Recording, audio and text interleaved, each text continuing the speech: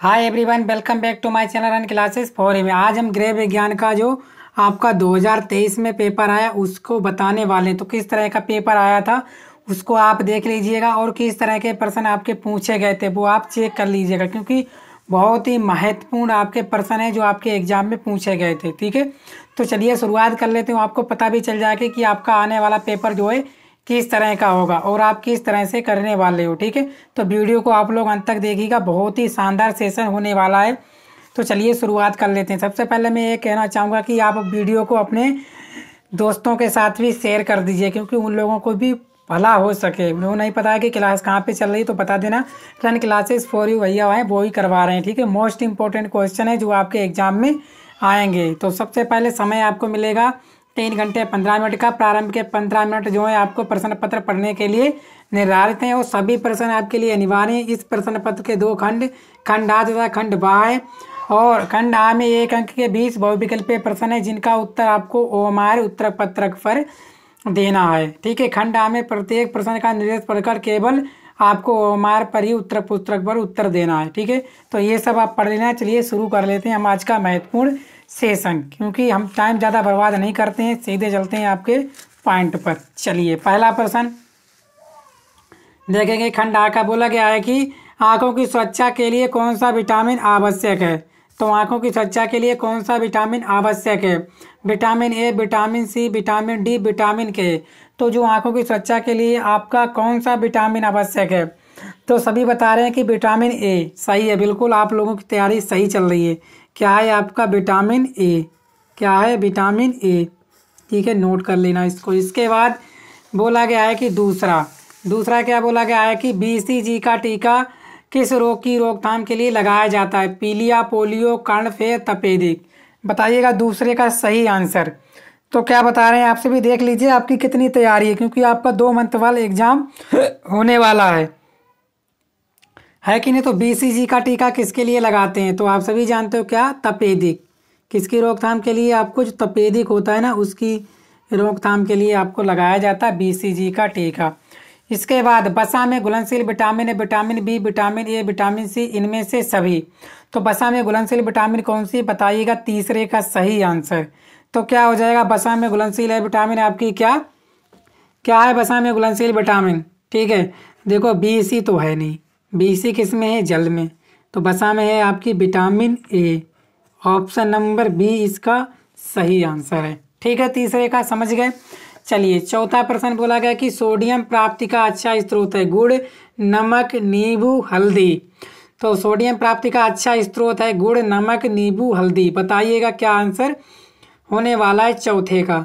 तो चौथे का आंसर बता रहे हो सर नमक। सोडियम प्राप्ति का अच्छा स्रोत क्या है? नमक। ठीक है ना, नमक से आप अच्छे सोडियम प्राप्त कर सकते हो। चलिए नेक्स्ट बोला गया है कि वायु द्वारा फैलने वाला रोग है? हैजा, प्लेग, चेचक या रिकेट्स। तो वायु द्वारा फैलने वाला रोग है। 5वें का क्या आंसर कर रहे हैं आप सभी? ठीक है, तो वायु द्वारा फैलता है आपका चेचक। ठीक है, क्या फैलता है? चेचक। विटामिन डी से रिकेट्स हो जाता है कमी से। हैजा किससे होता है? दूषित जल से। ठीक है, चलिए समझ में आ गया। 5वें का आंसर सी, चेचक। छठा प्रश्न बोला गया है कि जल का रासायनिक सूत्र है? जल का रासायनिक सूत्र है HO, H2O, HO2, H2O2। तो जल का रासायनिक सूत्र क्या है? तो दुनिया जानती है, बच्चा जानता है। मम्मी से कहा करो H2O दे दो, यानी कि जल दे दो। ठीक है, चलिए एक स्वस्थ सामान्य व्यक्ति के शरीर का तापमान होता है 97.4 फारेनहाइट, 98.0 डिग्री फारेनहाइट, या 98.6 डिग्री फारेनहाइट, या 98.8 डिग्री फारेनहाइट। एक स्वस्थ सामान्य व्यक्ति के शरीर का तापमान कितना होता है? तो आप सभी जानते हो कितना? 98.6 डिग्री फारेनहाइट। और अगर ताप पूछ ले, ठीक है, तो होता है आपका 37 डिग्री सेंटीग्रेड। दोनों याद रखना पॉइंट, कोई सा भी एग्जाम में पूछ सकता है आपसे। 8वां संक्रामक रोग फैलता है? वायु से, जल से, संपर्क से, या इनमें से सभी।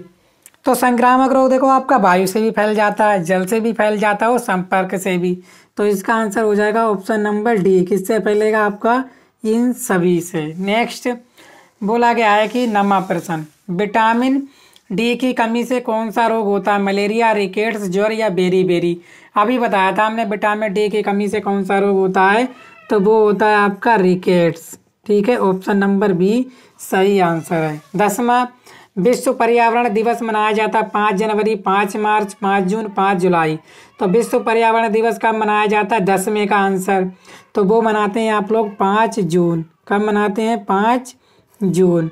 ऑप्शन नंबर सी इसका सही आंसर है। इसके बाद लौह तत्व की कमी से कौन सा रोग हो जाता है? बेरी, रतौंधी, एनीमिया, स्कर्वी।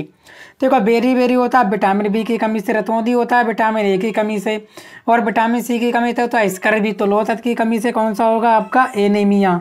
क्या हो जाएगा? एनीमिया। चलिए 12वां प्रश्न देखते हैं।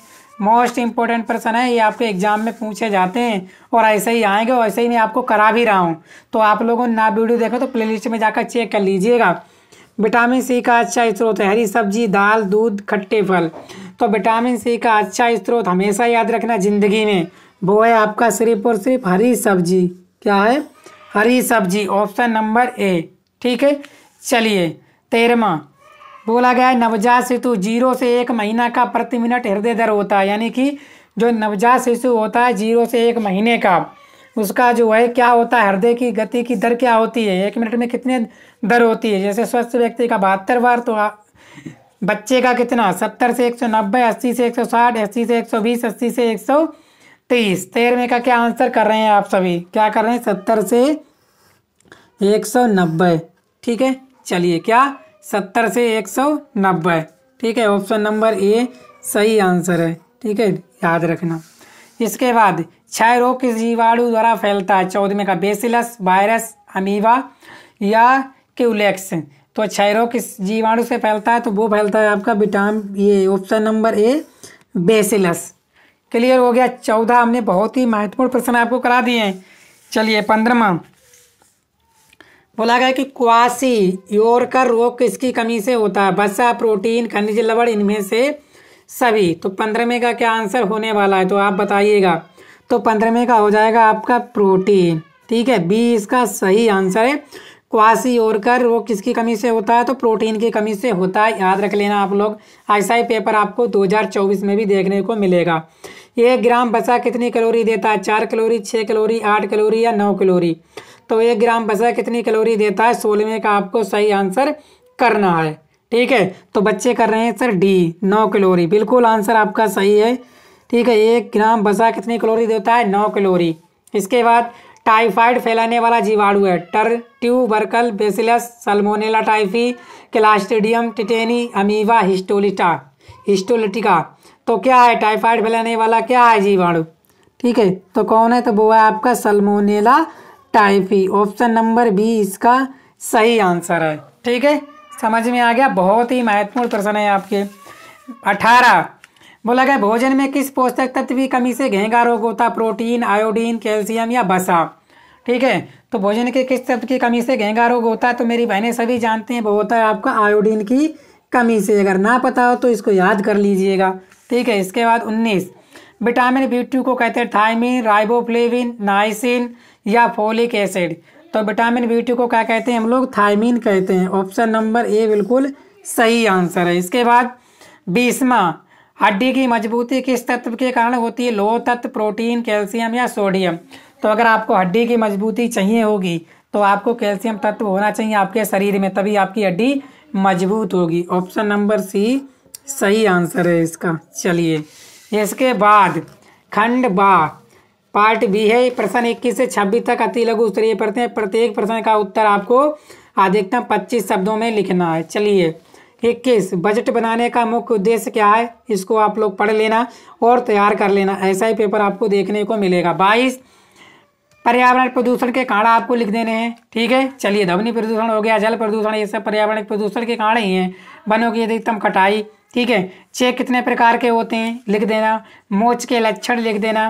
रोग प्रतिरोधक क्षमता क्या है? भोजन विषाक्तता के कारण लिखिए। ठीक है, ये सब प्रश्न आप लोग तैयार कर लेना, मोस्ट इंपॉर्टेंट प्रश्न है ये।